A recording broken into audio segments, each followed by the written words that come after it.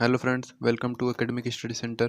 Now we will discuss about mechanics part 3 for LEET exam preparation.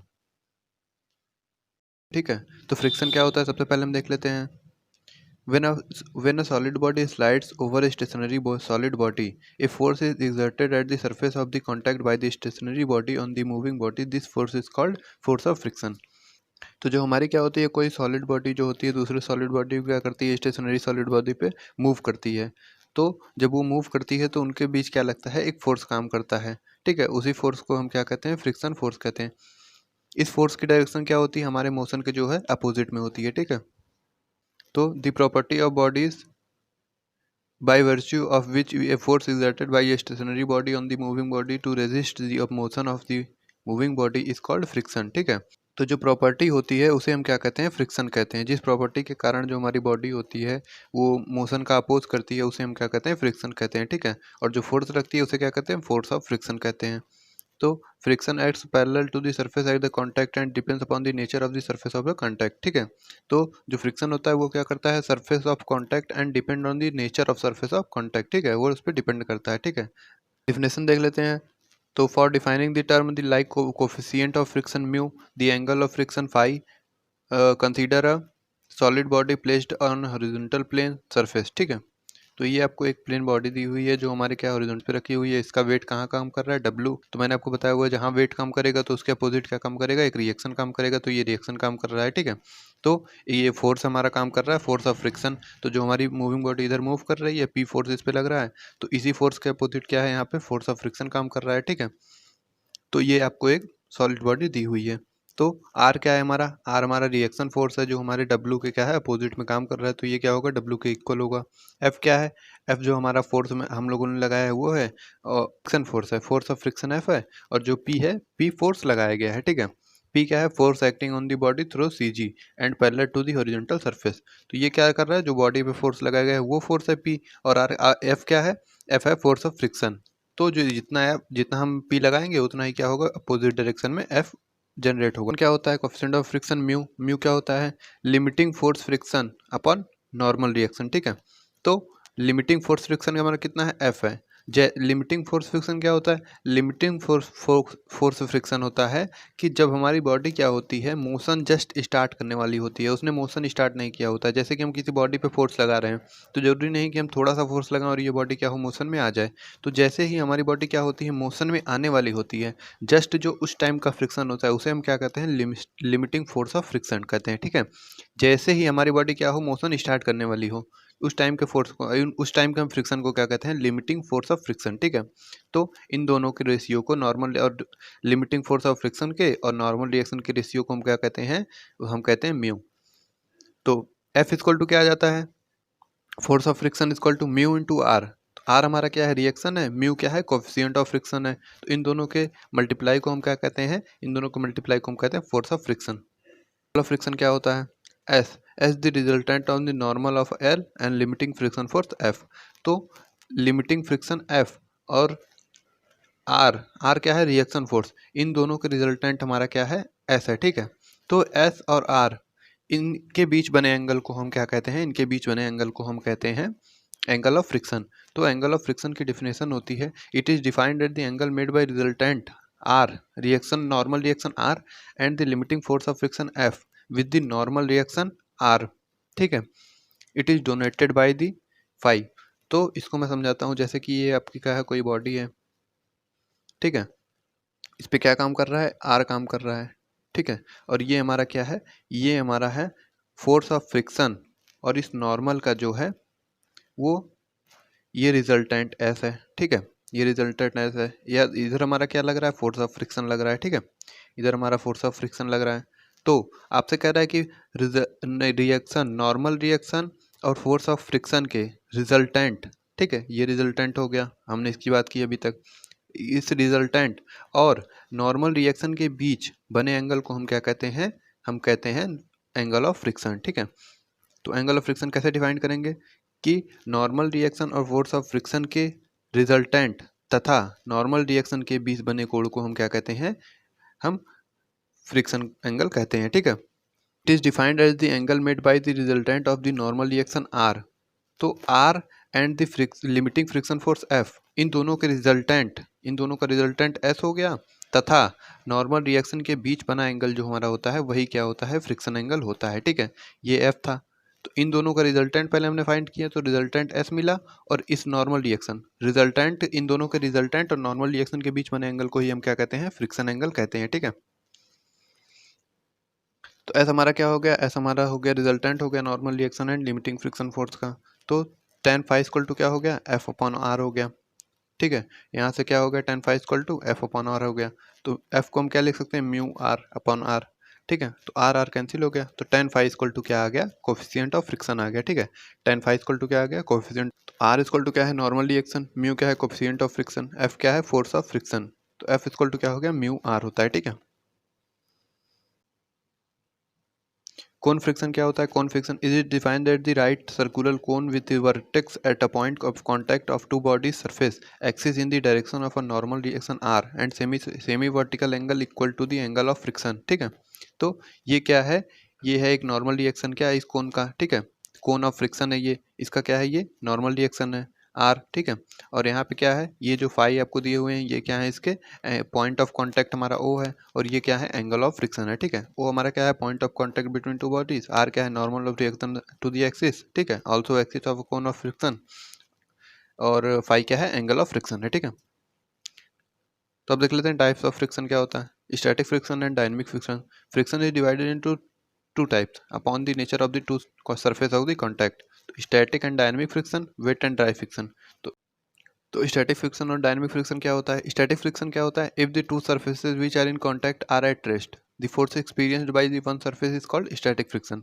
तो static friction क्या होता है, जब हमारी दो बॉडी क्या हो, कांटेक्ट में हो। ठीक है, जैसे कि ये हमारी दो बॉडीज हैं, ये क्या है, कांटेक्ट में है। ठीक है, ये हमारी कांटेक्ट में है दो बॉडीज, तो इनके बीच जो ये दोनों क्या है, रेस्ट में है। ठीक है, रेस्ट में है, तो इनके बीच जो फोर्स काम करेगा, ठीक है, वही क्या होगा, फ्रिक्शन फोर्स होगा। ठीक है, स्टैटिक रेस्ट में होनी चाहिए। ठीक है, अगर क्या हो, अगर इनमें से कोई भी एक बॉडी क्या हो, मूव करना स्टार्ट कर दे और एक क्या हो, रेस्ट में हो, ठीक है, तो वो क्या हो जाएगा, डायनेमिक फ्रिक्शन हो जाएगा।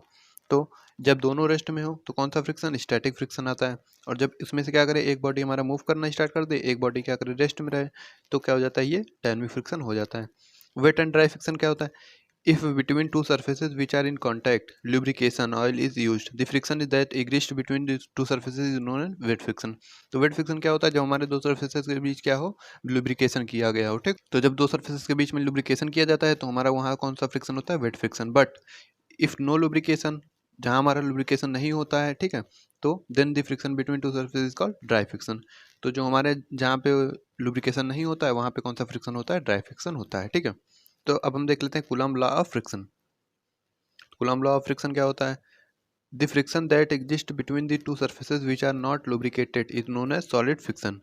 तो जब हमारे क्या होते हैं, the friction that exist between two surfaces which are non lubricated, तो जहां हमारे क्या है, दो फ्रिक्शन सर्फेसेज नॉन लुब्रिकेटेड है, is known as solid friction. तो उसको हम किस नाम से जानते हैं, सॉलिड फ्रिक्शन।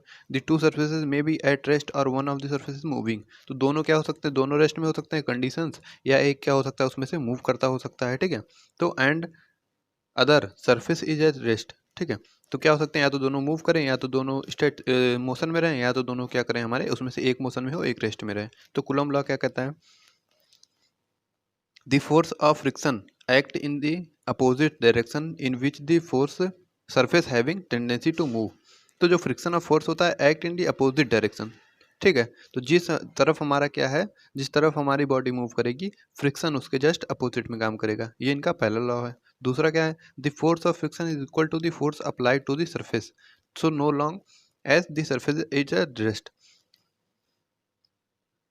तो जब हमारी क्या है, जब हम किसी बॉडी पे फोर्स लगाते हैं तो जो फ्रिक्शन फोर्स जनरेट होता है वो क्या होता है, उसकी अमाउंट इस फोर्स के लगाए गए फोर्स के अपोजिट डायरेक्शन इक्वल अमाउंट में होती है। ठीक है, तीसरा क्या करा, when the surface is on the point of motion the force of friction is maximum. तो जो हमारा क्या होता है, पॉइंट ऑफ मोशन, जैसे ही मोशन स्टार्ट करने वाला होता है, ठीक है, the force of friction is maximum, तो फ्रिक्शन फोर्स हमारा क्या होता है, मैक्सिमम होता है। And this maximum frictional force is called limiting friction force. तो जैसा कि मैंने आपको बताया, जब हमारी बॉडी क्या होती है, जैसे ही मोशन स्टार्ट करने वाली होती है, जैसे कि हमारी बॉडी है, हम इस पे क्या कर रहे हैं, हम इस पे फोर्स लगाते जा रहे हैं, लगाते जा रहे हैं, फोर्स का मान क्या हो, तो बढ़ाते जा रहे हैं। ठीक है, तो जरूरी नहीं कि हम इस पे 5 न्यूटन का फोर्स लगाए तो हमारी बॉडी क्या हो, मोशन करना स्टार्ट करते हैं। मान लीजिए ये बॉडी हमारी 15 न्यूटन के फोर्स पे मोशन करना स्टार्ट करेगी, तो हम क्या कर रहे हैं, 5 न्यूटन, 6 न्यूटन, 7 न्यूटन ऐसे फोर्स लगाते जा रहे हैं। तो जैसे ही हमारी बॉडी क्या होगी, 15 न्यूटन तक हम पहुंचेंगे, तो उसके जस्ट पहले जो हमारा फ्रिक्शन फोर्स इसमें जनरेट होगा वो हमारा क्या हो जाएगा, मैक्सिमम लिमिटिंग फ्रिक्शन फोर्स। ठीक है, तो उस फ्रिक्शन फोर्स को हम क्या कहते हैं, मैक्सिमम जो होता है उसे हम लिमिटिंग फ्रिक्शन फोर्स कहते हैं। The limiting friction force bears a constant ratio of the normal reaction and the between the two surfaces. ठीक है, तो जो लिमिटिंग फ्रिक्शन फोर्स होता है वो क्या होता है, contact ratio of the normal reaction, ठीक है, between the two surfaces. The limiting friction force does not depend upon the shape and areas of the surface and in contact. तो जो लिमिटिंग फ्रिक्शन फोर्स होता है does not depend upon the shape, तो shape और हमारे surface के area पे क्या करता है, जो हमारे एरिया कॉन्टैक्ट में है उन पे डिपेंड नहीं करता है। ठीक है, repose. Angle of what is angle of repose? The angle of repose is defined as the maximum inclination of a plane at which the body remains in equilibrium over the inclined plane by the assistance of friction only. ठीक है, तो जब हमारा क्या हो, एक body क्या हो, इंक्लाइंड सरफेस पे रखा हो, वो क्या हो, इक्विलिब्रियम में हो, तो ऐसे टाइम पे जो हमारा एंगल होता है इस इंक्लिनेशन का, वही क्या होता है, एंगल ऑफ रिपोज। तो आइए अब देखते हैं एंगल ऑफ रिपोज क्या होता है। तो अल्फा हमारा क्या है, अल्फा हमारा यहाँ पे क्या है, एंगल ऑफ रिपोज है। ठीक है, तो यही अल्फा एंगल यहाँ पे बना हुआ है। तो एक बॉडी हमारी है जो क्या है, इक्विलिब्रियम में रखी हुई है। तो इक्विलिब्रियम में जब रखी होगी तो यहाँ पे एक फ्रिक्शन फोर्स काम करेगा। हमारी दोनों बॉडी क्या है, दोनों बॉडी स्टे रेस्ट में है। ठीक है, तो यहाँ पे फ्रिक्शन फोर्स काम करेगा। ठीक है, तो ये क्या है हमारा, हमने जो हमारे डब्लू वेट था बॉडी का, ये डाउनवर्ड काम करेगा। तो इसको हमने क्या किया, दो कंपोनेंट में डिवाइड कर लिया। इसके बीच एंगल अल्फा था, तो ये W sine alpha W cos alpha में क्या किया, डिवाइड कर लिया। और ये क्या है, ये एक बॉडी का रिएक्शन है। ठीक है, ये रिएक्शन काम कर रहा है इसका। तो यहाँ पे एंगल ऑफ रिपोज कितना है, एंगल ऑफ रिपोज अल्फा है। और यहाँ पे हम फ्रिक्शन एंगल निकालते हैं। तो फ्रिक्शन एंगल क्या होता है कि ये फ्रिक्शन फोर्स और ये हमारे रिएक्शन, इन दोनों का रिजल्टेंट हम निकालते हैं। रिजल्टेंट हमने निकाला एस, और ये रिजल्टेंट और ये, तो इसका हमने क्या निकाला, फ्रिक्शन फोर्स और रिएक्शन का, रिएक्शन और फ्रिक्शन फोर्स का निकाला। इस रिजल्टेंट और इस रिएक्शन के बीच बनने वाले एंगल को हम क्या कहते हैं, एंगल ऑफ फ्रिक्शन कहते हैं। ठीक है, ये कितना एंगल है, फाई है। तो अल्फा हमारा क्या है, एंगल ऑफ रिपोज है, और फाई क्या है, एंगल ऑफ फ्रिक्शन है। ठीक है, तो आइए अब हम देखते हैं। तो आर हमारा क्या है, नॉर्मल रिएक्शन, जैसा कि मैंने आपको बता दिया, एंगल ऑफ इंक्लिनेशन है अल्फा, और एफ का है फ्रिक्शन फोर्स है। ठीक है, तो आइए अब देखते हैं। तो W sine alpha equal to क्या हो जाएगा, एफ हो जाएगा, जैसा कि आप फिगर से देख पा रहे होंगे। तो आप फिगर से देख पा रहे होंगे, W sine alpha equal to क्या हो जाएगा, एफ हो जाएगा। और W cos alpha equal to क्या हो जाएगा, आर हो जाएगा। W sine alpha equal to F, W cos alpha equal to R. तो W sine alpha upon W cos alpha equal to F by R. F by R जैसा कि हम जानते हैं टेन अल्फा होता है। ठीक है, tan alpha equal to F by R होता है। ठीक है, तो बट हम जानते हैं कि एंगल जो हमने पढ़ा था फ्रिक्शन, तो उसमें क्या था, tan five equal to F by R वहाँ भी था। ठीक है, तो यहाँ पे हमने क्या पाया, टेन अल्फा, डब्लू से W cancel, sine alpha upon cos alpha equal to tan alpha. Tan alpha बराबर हमने क्या पा लिया, एफ बाई आर। लेकिन हम जानते हैं कि टेन फाइव इक्वल टू क्या होता है, tan five equal to F by R होता है। ठीक है, टेन फाइव इक्वल टू क्या होता है, एफ बाई आर। तो फाइव हमारा क्या है, फाइव हमारा एंगल ऑफ फ्रिक्शन है। ठीक है, तो एफ बाई आर हो गया। तो हमने क्या किया, tan alpha equal to tan five कर दिया। टेन टेन हमारा क्या हो गया, हम उसको हटा सकते हैं। ठीक है, क्योंकि ये बहुत छोटी वैल्यू होती है, तो हम क्या कर सकते हैं, अल्फा इक्वल टू फाइव लिख सकते हैं। तो इसका मतलब क्या हो गया, इसका मतलब हो गया angle of repose equal to angle of friction. ठीक है, angle of repose equal to angle of friction, ये किस कंडीशन में होगा, जब हमारी बॉडी क्या हो, इक्विलिब्रियम में हो। ठीक है, एक इंक्लिनेशन पर रखी हो और क्या हो, इक्विलिब्रियम में हो, तो angle of repose equal to angle of friction होता है। ठीक है, ये छोटी छोटी बातें आप याद रखेंगे। तो जो हमारी बॉडी क्या, equilibrium of a body lying on the surface inclined plane. So we have studied that if the inclination of the plane with the horizontal is less than the angle of friction, the body will remain in equilibrium without any external force. If the body to be moved upward or downward in this condition and external force is required. हमने क्या पढ़ा था अभी, हमारी body equilibrium में थी, ना तो डाउनवर्ड मोशन कर रही थी ना तो अपवर्ड मोशन कर रही थी। लेकिन अगर क्या होगा, if the body is to be moved, अगर बॉडी मूव करना होगा तो उसके लिए क्या होगा, एक फोर्स जरूरी होगा। ठीक है, but if the inclination of the plane is more than the angle of friction, तो हमारा क्या हो, इंक्लिनेशन ऑफ प्लेन क्या हो, more than angle of friction हो जाए, तो एंगल ऑफ फ्रिक्शन से क्या हो, इंक्लिनेशन ज़्यादा हो जाए, the body will not remain, तो हमारी बॉडी क्या है, इक्विलिब्रियम में नहीं रहेगी। The body will move downward and upward, external force will be required to keep the body in equilibrium. तो हमारी बॉडी क्या होगी, हमारी बॉडी जो है डाउनवर्ड मूव करने लगेगी। अगर हमने क्या किया, एंगल ऑफ इंक्लिनेशन बढ़ा दिया, तो हमारी बॉडी क्या होगी, डाउनवर्ड मूव करने लगेगी। उसको मैनेज करने के लिए हमें एक बॉडी को, हमारे अगर हमको इक्विलिब्रियम में रखना है, तो हमको क्या चाहिए होगा, हमको एक अपवर्ड फोर्स चाहिए होगा। मान लीजिए ये हमारी एक बॉडी है, यहाँ पे एंगल ऑफ रिपोज ये है, ये बॉडी है, ठीक है। इसको हमने एंगल ऑफ रिपोज बढ़ा दिया, ठीक है, एंगल ऑफ फ्रिक्शन से हमने बढ़ा दिया। जब तक ये बराबर फाई रहेगा, एंगल ऑफ फ्रिक्शन रहेगा, तब तक तुम्हारी बॉडी मूव नहीं करेगी, ठीक है, तब तक बॉडी क्या होगा, मूव नहीं करेगी। अब अगर हमने क्या किया कि इसकी वैल्यू फाई अल्फा की बढ़ा दी, तो हमारी बॉडी क्या होगी, डाउनवर्ड मूव करने लगेगी।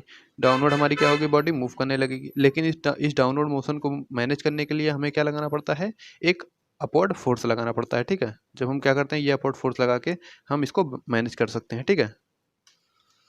तो इस पे आपको प्रॉब्लम दिए हुए हैं, आप ये प्रॉब्लम सॉल्व कर सकते हैं। पे देखिए यहाँ पे एक एफ पी लगाया हुआ है, ठीक है। तो यहाँ पे एक पी फोर्स लगाया हुआ है जो क्या करेगा, इस नीचे डाउनवर्ड जो हमारी बॉडी जा रही है उसको मैनेज करेगा, ठीक है। तो W sine alpha equal to क्या हो जाएगा, डब्ल्यू साइन, हमारी बॉडी का मोशन कहाँ हो रहा है, अब हमारी बॉडी का मोशन हो रहा है अपवर्ड हो रहा है, ठीक है। क्योंकि हमारी बॉडी जब डाउनवर्ड मोशन करने लगेगी, हम इसको फोर्स लगा के क्या करेंगे, अपवर्ड मोशन कराएंगे। तो फ्रिक्शन किस दिशा में काम करेगा, फ्रिक्शन हमारा काम करेगा डाउनवर्ड दिशा में, ठीक है। तो इन दोनों का सम क्या होगा, पी कॉस अल्फा के बराबर होगा। R plus P sine theta क्या होगा, डब्ल्यू कॉस अल्फा के बराबर होगा, ठीक है। तो यहाँ से आप देख सकते हैं W sine alpha plus mu R equal to P cos theta, मैंने जैसे कि बताया, और डब्ल्यू कॉस अल्फा बराबर R plus P sine theta, ठीक है। तो यहाँ से आप क्या कर सकते हैं, यहाँ से आप वैल्यू निकाल सकते हैं पी की, ठीक है। यहाँ से आप पी की वैल्यू निकाल सकते हैं। तो ये आप खुद सॉल्व करिएगा। तो अब हमारा एक इंपॉर्टेंट टॉपिक आ गया। इंपॉर्टेंट टॉपिक क्या है, beams, shear force and bending movement. तो आपको दे देता है, क्वेश्चन दे देता है, एक आपसे पूछता है कि इसका S F D B M D कैसा होगा, ठीक है। आपको ऑप्शन में 4 ऑप्शन दे देते हैं और इससे पूछा है कि आपको S F D B M D इसका कैसा होगा, ठीक है। तो आप क्या करेंगे कि S F D B M D जैसा कि जो हमारे फॉर्मूले हैं उनको आप याद करके जाएंगे, ठीक है, ताकि वहाँ पे आपको क्या हो, सॉल्व ना करना पड़े। तो जैसा कि आप देख लीजिए, टाइप्स ऑफ बीम क्या होता है, cantilever beam, overhanging beam, continuous beam, simple supported beam, fix beam. तो आप इनका एग्जांपल्स देख लेते हैं कैसे होती हैं। कैंटिलीवर बीम हमारी क्या होती है, एक एंड पे हमारी फिक्स होती है, दूसरे एंड पे क्या होती है, फ्री होती है, ठीक है। ये हमारी क्या है, सिंपली सपोर्टेड बीम है, जो हमारे दोनों एंड पे क्या होती है, फिक्स होती है, ठीक है। तो ये हमारी क्या हो गई, सिंपली सपोर्टेड बीम। ये हमारी क्या हो गई, कैंटिलीवर बीम। कैंटिलीवर बीम क्या होती है, एक सिरे पे फ्री होती है, ठीक है। तो अब देख लीजिए ओवरहैंगिंग बीम। ओवरहैंगिंग बीम क्या होती है कि हमारे जो सपोर्ट होता है उससे क्या होती है, हमारी बीम कुछ बाहर निकली होती है। तो ये क्या है, ओवरहैंगिंग पोजीशन है। तो ये हमारी कौन सी बीम होती है, ओवरहैंगिंग बीम होती है। ये क्या हो गई, ये फिक्स बीम हो गई, दोनों सपोर्ट इसके क्या है, फिक्स हैं, ठीक है। तो और क्या हो गई, कॉन्टिन्यूस बीम। तो जहाँ एक से ज़्यादा सपोर्ट आ जाए, जिस बीम पे हमारे एक से ज़्यादा सपोर्ट हो, ऐसी बीम को हम क्या कहते हैं, ऐसी बीम को हम कॉन्टिन्यूस बीम कहते हैं, ठीक है। अब देख लेते हैं टाइप्स ऑफ लोड क्या होता है। टाइप्स ऑफ लोड मैंने आपको बताया पिछले वीडियो में, अगर नहीं देखा आपने वो वीडियो तो अभी अब देख लीजिए, ठीक है।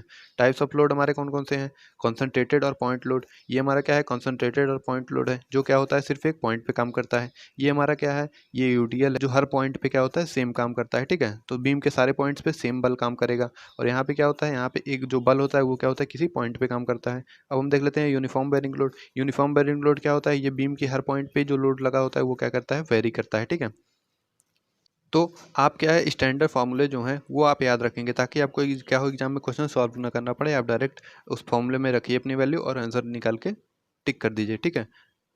तो यहाँ पे आपको दिया हुआ है shear force and bending movement diagram for a cantilever beam. तो अगर आपको कैंटिलीवर बीम दी हुई है, अब कैंटिलीवर बीम के हम अलग अलग उस पर लोड लगाएंगे, उसके फॉर्मूले पढ़ेंगे। तो आप क्या करेंगे, डायरेक्ट जो है हमारे स्टैंडर्ड फॉर्मूले आप याद रखेंगे, ठीक है। तो जब क्या हो, एक पॉइंट लोड हमारा क्या है, ये कैंटिलीवर बीम है और इस पे क्या है, एक पॉइंट लोड लगा हुआ है, ठीक है। तो इसका एसएफडी कैसा बनेगा, आप देख लीजिए कि इसका एसएफडी क्या बन रहा है, एक रेक्टेंगल बन रहा है। और इसका जो बीएमडी है वो क्या बन रहा है, एक ट्रायंगल बन रहा है, ठीक है। तो ये आप अपने दिमाग में बैठा लीजिएगा, इसको आप याद कर लीजिएगा। चाहे यहाँ से आप स्क्रीनशॉट ले लीजिए, मैं बारी बारी सबका बताऊंगा, चाहे आप बुक से जो है याद करिएगा, ठीक है। तो यहाँ पे देख लीजिए आपको कितना आया हुआ है। यहाँ पे हम कैसे निकालते हैं मूवमेंट, डब्लू माइनस एक्स, ठीक है। तो माइनस डब्लू इंटू एक्स कर देते हैं, और एफ एक्स कितना आ जाता है, shear force at position X plus W आ जाता है, ठीक है। तो आप जो डायग्राम है उसको याद रखेंगे। अब हमारा क्या है, अब हमारी बीम तो कैंटिलीवर है, लेकिन लोड कौन सा है, यूडीएल है। इसके लिए देख लेते हैं। तो जब यूडीएल होगा, तो क्या होगा, डब्लू पर यूनिट लेंथ का हमारा जो है यूडीएल लगा हुआ है एक कैंटिलीवर बीम पे। इसका एसएफडी कैसा बन रहा है, इसका एसएफडी ऐसा बन रहा है। बीएमडी क्या है, ये बीएमडी है, ठीक है। ये हमारा एसएफडी है, ये बीएमडी। आप क्या करेंगे, इस फिगर को अपने दिमाग में बैठा लेंगे, ठीक है, ताकि आपको अगर सिंपल सा क्वेश्चन आए कि कैसा होगा, तो आप सेव देख के आंसर टिक कर सकें। तो एफ एक्स कितना आया हुआ है, एफ एक्स आया हुआ है एल डब्ल्यू इंटू एल, ठीक है। शियर फोर्स कितना आया हुआ है at point X, W into L. अब इसका देख लेते हैं, एक्स पॉइंट पे मोमेंट कितना आया हुआ है, एक्स पॉइंट पे मोमेंट आया हुआ है minus W into x square by two, minus W into x square by two, ये क्या आया हुआ है एट द पॉइंट एक्स हमारा मोमेंट हमको मिला हुआ है। ये आप क्या करेंगे, फॉर्मूला डायरेक्ट याद रखेंगे, ठीक है। तो x की जगह पे हम क्या रख सकते हैं, x की जगह पे हम l रख सकते हैं, क्योंकि हमको क्या निकालना है, पॉइंट x पे निकालना है। तो x पॉइंट पे हमारा क्या हो जाएगा, x की वैल्यू l हो जाएगी, तो minus W into L square by two. तो ये आपको क्या है, मूवमेंट का फॉर्मूला है, minus W into L square by two, ठीक है। जब हमारा क्या लगा हो, यूडीएल लगा हो कैंटिलीवर बीम पे। तो अब आप यहाँ पे तीसरी कंडीशन देख लीजिए, क्या लगा हुआ है, ग्रेजुअली वेरिंग लोड, ठीक है। तो इस पे क्या लग रहा है, यूनिफॉर्म वेरिंग लोड हमारा लग रहा है, ठीक है। ये हमारा लोड क्या है, वेरी कर रहा है। तो इसके लिए क्या कैसा हुआ है, इसके लिए देख लीजिए पैराबोलिक कर्व आपको दिख रहा है, ठीक है, एसएफडी हो गया। बीएमडी में क्या है, क्यूबिक कर्व आपको दिख रहा है। तो इस पे क्या आया हुआ है, वैल्यू कितनी आई हुई है, W into x square by two L, ठीक है। ये क्या आया हुआ है, यहाँ पे वैल्यू आई हुई है। मैक्सिमम वैल्यू कितनी आई हुई है शियर फोर्स की, W into L upon W into L by two, ठीक है। ये क्या आई हुई है, वैल्यू आई हुई है मैक्सिमम शियर फोर्स की। और क्या आया हुआ है, बेंडिंग मोमेंट की कितनी आई हुई है, W into L square by six, ठीक है, minus W into L square by six. ये क्या आई हुई है, मैक्सिमम वैल्यू आई हुई है। तो ये कैसा कर्व है, पैराबोलिक, एंड ये कैसा कर्व है, क्यूबिक। तो अगर आपको ऐसा क्वेश्चन आता है तो आप ऑप्शन से इसको देख के आप टिक कर सकते हैं। तो आप देख सकते हैं कि शियर फोर्स कितना आया हुआ है पॉइंट ए पे, W into L by two, और ए पॉइंट पे जो बेंडिंग मोमेंट कितना आया हुआ है, W into L square by two, ठीक है, minus W into L square by six आया हुआ है, मूवमेंट आया हुआ है पॉइंट ए पे। और जो है शियर फोर्स कितना आया हुआ है, W into L by two. और ए बी पॉइंट पे क्या है, शियर फोर्स भी जीरो है, और बी पॉइंट पे क्या है, मूवमेंट भी जीरो है। बी पॉइंट पे मूवमेंट भी जीरो है, बी पॉइंट पे क्या है, शियर फोर्स भी जीरो है, ठीक है।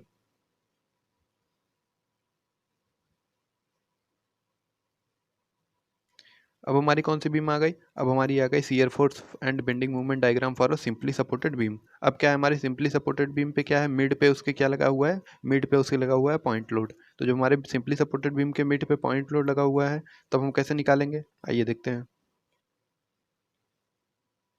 तो इसका डायग्राम क्या होगा, इसका डायग्राम आपको कुछ ऐसा दिखेगा, ठीक है। इसका डायग्राम आपको कुछ ऐसा दिखेगा। तो अगर आपको दिया हुआ है एक हमारी सिंपली सपोर्टेड बीम, तो उसका आपको ये डायग्राम दिखेगा, ठीक है। तो आप उसको टिक कर सकते हैं, बेंडिंग मूवमेंट का ऐसा और शियर फोर्स का ऐसा डायग्राम, ठीक है। कितना आएगा वैल्यू, तो वैल्यू आप देख लीजिए, आपको दिया हुआ है, वैल्यू आपको दिया हुआ है W by two into X, M X कितना आया हुआ है, W by two into X, ठीक है। अगर आपको किसी पॉइंट पे निकालना है तो आप वहाँ पे एक्स की वैल्यू मिल जाएगी। तो शियर फोर्स कितना आया हुआ है, शियर फोर्स आया हुआ है डब्ल्यू बाई टू आया होगा, ठीक है। तो यहाँ पे आप देख सकते हैं कि पॉइंट हमारे सी पे मैक्सिमम जो हमारा है शियर फोर्स कितना आया हुआ है, bending movement W into L by four, ठीक है। W into L by four हमारा क्या है, मैक्सिमम मैक्सिमम बेंडिंग मूवमेंट है, ठीक है। एम ए पे कितनी मूवमेंट जीरो, एम बी पे कितना है जीरो, लेकिन बीच में जो आपको कर्व ऐसा दिख रहा था, तो बीच में जो आपको ये आया हुआ है पॉइंट सी पे मैक्सिमम बेंडिंग मूवमेंट कितना आया हुआ है, W into L by four, ठीक है। ये वैल्यू आप याद रखेंगे। तो इसी टाइप से आप सारे जो हमारे दिए हुए हैं कि हमारे कब लोड लगने पे कैसा स्ट्रक्चर बनता है, तो ये आप अपनी बुक से एक बार याद कर लीजिएगा, ठीक है। अगर आप नहीं याद कर पाते हैं, जैसा कि ये आपको कौन सा दिया हुआ है, ये हमारे सिंपली सपोर्टेड बीम पे क्या है, ये हमारा simply supported uniform varying load लगा हुआ है, ठीक है, जीरो एट द एंड और two W per unit length, ठीक है, एट द अदर एंड। तो ये क्या करता है, जीरो से स्टार्ट करके वेरी करता है, हमारा यूनिफॉर्म वेरिंग लोड है।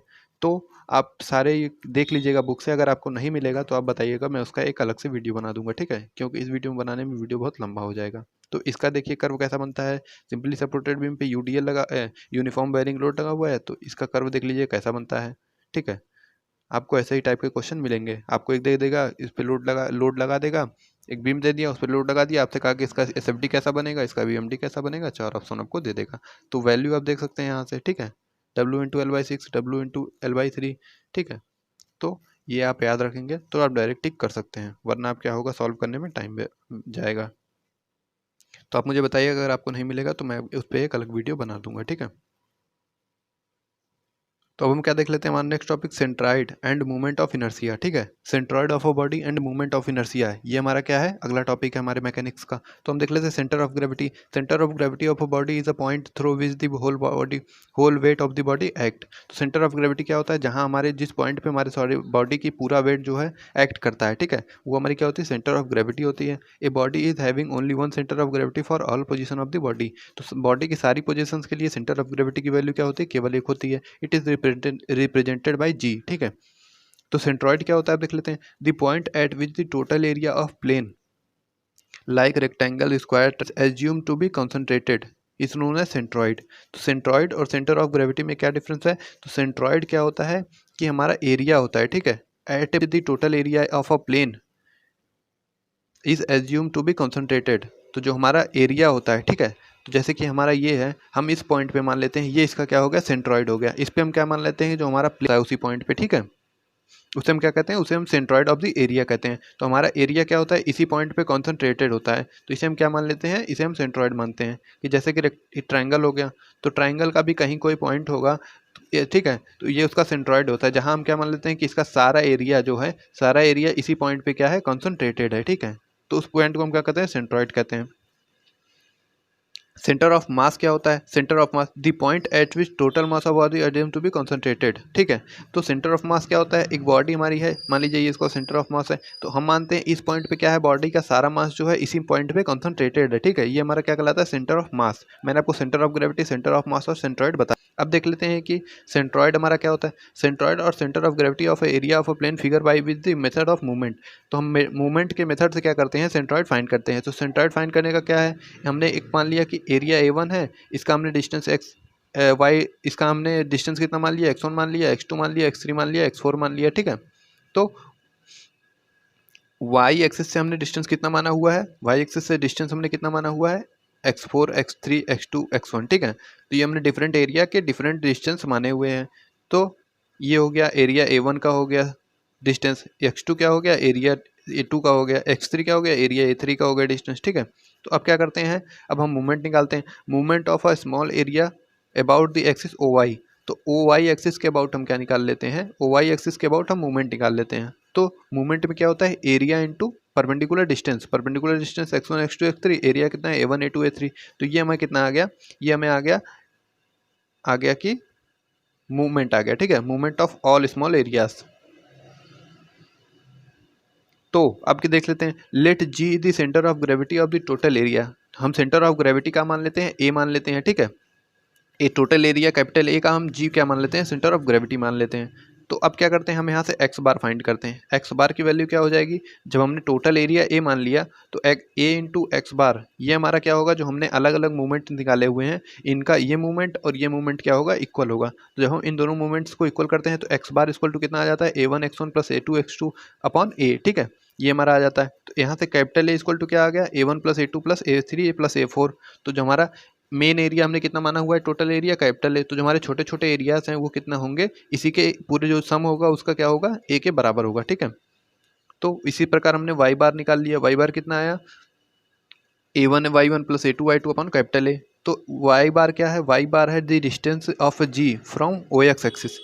हमारी ये ओ एक्स एक्सिस है, ये कौन सी एक्सिस है, O Y axis, O Y O X. ठीक है, तो हमारी जो जैसे कि हमने माना हुआ है, इसका जी माना हुआ है। ठीक है, इसका हमने क्या माना हुआ है, सेंटर ऑफ ग्रेविटी जी माना हुआ है। जी का हमने यहाँ से डिस्टेंस हमको कितना मिल गया, ओ एक्स से वाई बार और ओ वाई से एक्स बार। ठीक है, ये हमको मिल गया, डिस्टेंस मिल गया। आप इससे कंफ्यूज मत करिएगा कि हमारी कौन सी एक्स बार होगी, कौन सी वाई बार। ये क्या है, एक्स बार है। ये आप देख रहे होंगे ओ वाई से डिस्टेंस कितनी है, ओ एक्स बार, और ओ एक्स से डिस्टेंस वाई बार। ये इसमें आप कंफ्यूज मत करिएगा। ठीक है, तो centre of gravity of area of plane figure by integration method. तो इंटीग्रेशन मेथड से ऐसे निकल जाता है, X bar equal to sigma हम निकाल लेते हैं, A I plus X I upon A I. हम क्या कर लेते हैं, ए आई और एक्स आई का पूरा योग निकाल लेते हैं, अपॉन क्या करते हैं, पूरे जो उसका एरिया है उसका योग निकाल लेते हैं। ठीक है, ऐसे ही हमारा वाई बार फाइंड हो जाता है इंटीग्रेशन मेथड से। अब हम क्या देख लेते हैं, centroid of a composite body. Composite body का सेंट्रॉइड हम कैसे फाइंड करते हैं, the centre of gravity of composite body और section like T section, L section, I section, इनका क्या नहीं, आपको एग्जाम में क्वेश्चन आता होगा, आ भी सकता है। ठीक है, तो जैसे कि हमें क्या करना है, T section, L section, I section का हमें क्या निकालना है, सेंट्रॉइड फाइंड करना है। तो हम देख लेते हैं कि कैसे हम फाइंड करते हैं। तो हमारी जो एक चीज़ मैं आपको बता दूं, जैसे कि ये बॉडी हमारी क्या है, ये बॉडी हमारी एक्स के सिमेट्री है, ठीक है। सिमेट्री का क्या होता है, सिमेट्री का टर्म, तो ये बॉडी हमारी क्या है, दोनों एक्सिस के अबाउट सिमेट्री है। हम इस बॉडी को क्या करें, आधे पे से फोल्ड करें, ठीक है। इस एक्सिस के अबाउट हम क्या करें, इसको फोल्ड करें। मान लीजिए हमने इसको फोल्ड किया, तो दोनों तरफ हमारी क्या है, दोनों तरफ हमारा जो एरिया है वो सेम है। तो ऐसी ऐसी ऐसी कंडीशंस को हम क्या कहते हैं कि हमारा जो बॉडी है वो सिमेट्री है, ठीक है। अगर हम इसको ऐसे फोल्ड करें तो क्या रही, सिमेट्री आ रही। इसको हम फोल्ड करें तो सिमेट्री आ रही। अब मान लीजिए हमने एल दिया हुआ है, तो एल क्या है, अगर हमने इसको फोल्ड किया तो क्या सिमेट्री आ रही है, नहीं, यहाँ पे ये पार्ट ज़्यादा हो जाएगा, ठीक है। अगर हम इसको क्या करें, वाई के अबाउट सिमेट्री करें, तो क्या वाई के अबाउट सिमेट्री आ रही है, नहीं आ रही है, क्योंकि ये इसमें यहाँ इतना पार्ट है और इस एक्सिस के अबाउट क्या है, इतना पार्ट है। तो अगर क्या होता, अगर अगर ऐसे होता हमारी बॉडी, तो ये क्या है, एक्स के अबाउट तो सिमेट्री है लेकिन वाई के अबाउट सिमेट्री नहीं है, ठीक है। ये एक्स के अबाउट तो सिमेट्री है, जब हम इसको क्या करेंगे, इसको हम, ये आधा हमारा पार्ट ये हो गया, आधा पार्ट ये हो गया, तो ये हमारी क्या है, एक्स के अबाउट सिमेट्री है, ठीक है।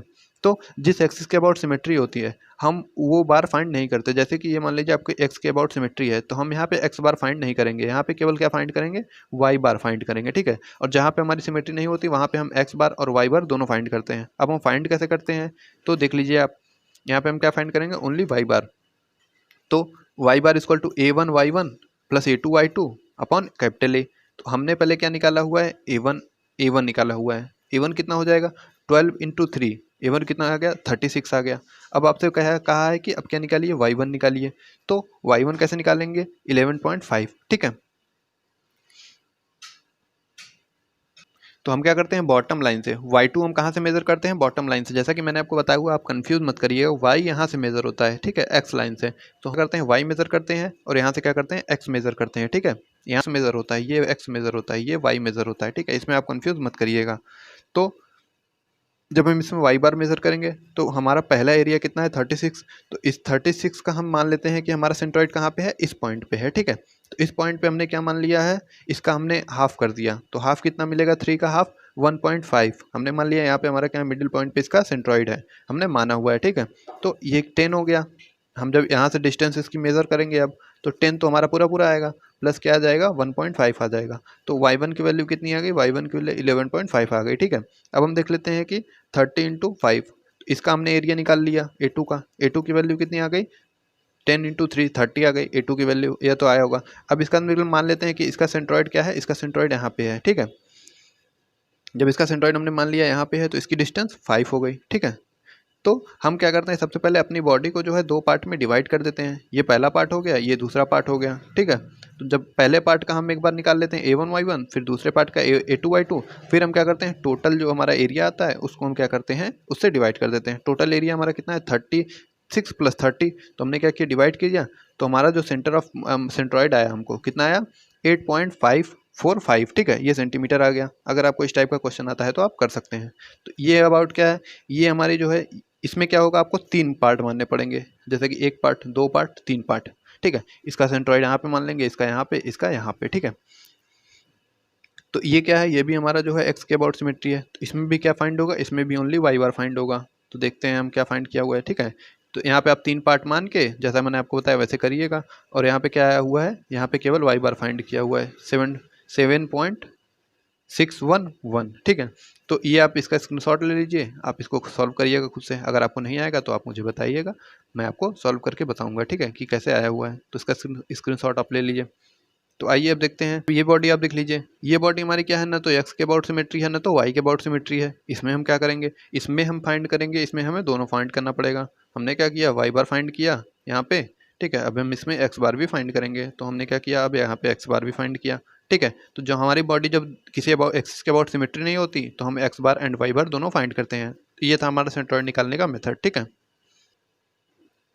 तो यहाँ पे आपको 3 पॉइंट दिए हुए हैं, centre of gravity, centroid and centre of mass, ठीक है। तो सेंटर ऑफ ग्रेविटी क्या होता है, point at which the whole body acts, ठीक है। हम क्या मान लेते हैं, बॉडी पे हमारा कोई एक पॉइंट मान लेते हैं जिसपे क्या करता है, सारी बॉडी का जो है पूरा वेट काम करता है उसी बॉडी पे। मान लीजिए हम इसी बॉडी पे कंसंट्रेट है इसका वेट, ठीक है। तो ये क्या हो गया, सेंटर ऑफ ग्रेविटी हो गया।